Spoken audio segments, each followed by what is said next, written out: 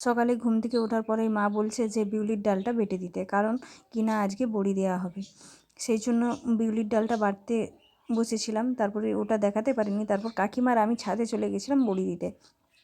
দেখো কয়েকটা ঝুড়ি নিয়েছি, তাড়াতাড়ি মশারিগুলো বেঁধে দিয়েছি। আর তারপরে কাকিমা ডাল ডাবতে বসেছে আর আমি একটু ভিডিও করছিলাম আর কাকিমাকে দেখাচ্ছিলাম। দেখো এই যে কাকিমা ডালটা ডেবে দিচ্ছে আমায়। তারপরে আমি বললাম আমি একটু ডেবে দিই।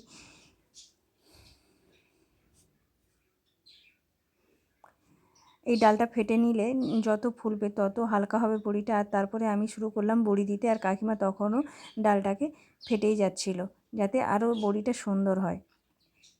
আজকে কাকিমাদের আর আমাদের একসঙ্গে বড়ি দেওয়া হবে, তাই একটু চাপ হয়ে যাচ্ছিলো। তাই কাকুর বড় ছেলে এসেছিলো বড়ি দিতে। আমি বললাম তাহলে তুই আমাকে একটু হেল্প করে দে বড়ি দিয়ে। আর ও দেখো এই যে বড়ি দিচ্ছে। এই দেখো আমাদের বড়ি দেওয়া কমপ্লিট হয়ে গেছে। তারপরে আমার ভাইজি এসেছিলো ছাদে পড়তে, ওকে বললাম প্রচুর রোদ, চল পালিয়ে চল।